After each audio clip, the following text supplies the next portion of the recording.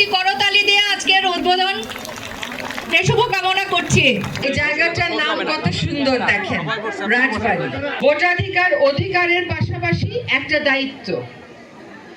আপনি কেমন জনপ্রতিনিধি নির্বাচন করেন, কতটুকুন দায়িত্বশীলতার সাথে তা করেন, ব্যক্তি স্বার্থ দলীয় স্বার্থের চিন্তা বাদ দিয়ে জনস্বার্থে জাতীয় স্বার্থে কতটুকুন চিন্তা করেন, সেটার উপর নির্ভর করবে আপনি কেমন নেতার নির্বাচন করবেন তা।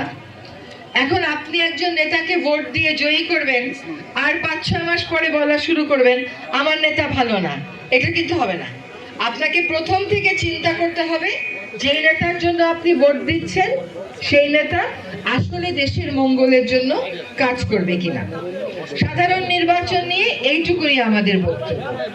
এবার গণভোটের প্রশ্ন আসি। গণভোট তো আসলে এবার যারা ভোট দেবেন তাদের অনেকেই জীবনে কোনোদিন গণভোটে অংশ নেন নাই। গণভোট হচ্ছে আপনারা সকলে মতামত দেবেন, আপনারা আগে যেভাবে চলতেন সেইভাবেই চলবেন, নাকি আপনারা একটা পরিবর্তিত বাংলাদেশ চান, যে নেতৃত্ব সাধারণ মানুষের কথা বলার জায়গাটা তৈরি করে দেবে। এখন আমরা সরকার আইন করে অনেক কিছু বদলে দিতে পারি, সেটা যদি বদলে দেই পরে নির্বাচিত সরকার সেটা রাখতেও পারে নাও রাখতে পারে। যার জন্য আমাদের সরকার কি করেছে, কোথায় কোথায় সংস্কার দরকার জনগণকে ক্ষমতায়িত করতে, কোথায় কোথায় সংস্কার দরকার প্রশাসনকে জনমুখী করতে, কোথায় কোথায় সংস্কার দরকার বিচার বিভাগকে স্বাধীন করতে, কোথায় কোথায় সংস্কার দরকার ক্ষমতার ভারসাম্য আনতে, কোথায় কোথায় সংস্কার দরকার ক্ষমতার দৌড়ে অংশগ্রহণের দৌড়ে যারা পিছিয়ে থাকেন, যেমন আমাদের নারী সমাজ, যেমন আমাদের অন্যান্য ক্ষুদ্র নৃগোষ্ঠী যাদেরকে আমরা বলি, এই জিনিসগুলো চিহ্নিত করার জন্য কমিশন করেছেন। 11টি কমিশনের মধ্যে 6টি কমিশন তাদের রিপোর্ট দিয়েছে। এই 11টি রিপোর্ট দিয়েছে, যে 6টি কমিশনের রিপোর্ট নির্বাচনের সাথে সম্পৃক্ত, ক্ষমতায়নের সাথে সম্পৃক্ত, ক্ষমতার ভারসাম্যের সাথে সম্পৃক্ত। সেই কয়টা কমিশনের রিপোর্ট নিয়ে ঐক্যমত কমিশন হয়েছে।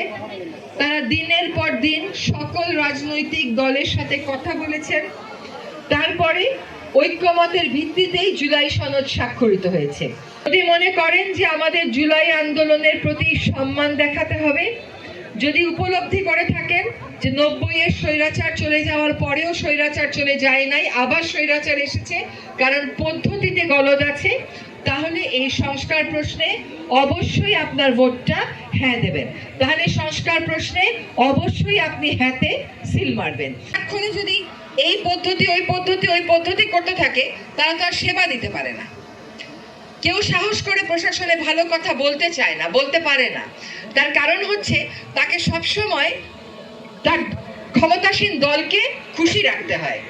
প্রশাসনে আবার এর দল ওর দল কি, বিসিএস পরীক্ষা দিয়ে আসবে, তারা আমাদের সেবা করবে, এটাই হচ্ছে তাদের কাজ। এখন ওই যে সরকারি কর্ম কমিশন, এইখানেও কিন্তু এখন থেকে খালি সরকারি লোক থাকবে না, বিরোধী দলের লোকও থাকবে।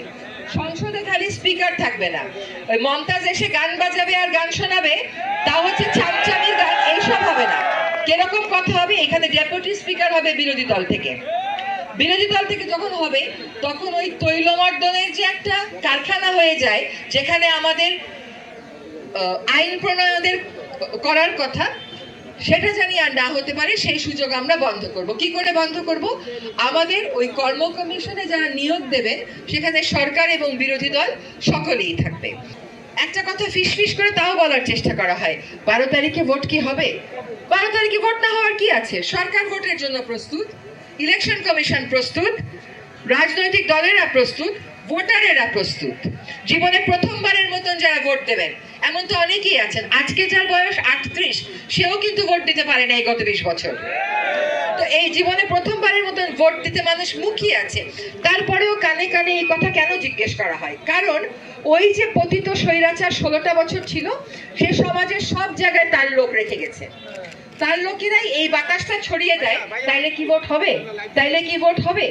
জাতি প্রস্তুত, ইলেকশন কমিশন প্রস্তুত, প্রশাসন প্রস্তুত, সরকার প্রস্তুত, রাজনৈতিক দলেরা প্রস্তুত, ভোটারেরা প্রস্তুত, তাহলে কেন ভোট হবে না? কার মনে এই প্রশ্ন আসে এবং কেন এই প্রশ্ন আসে? যখন এই প্রশ্ন আসে তখন নাগরিক হিসেবে দাঁড়িয়ে যাবেন আর বলবেন অবশ্যই ভোট হবে।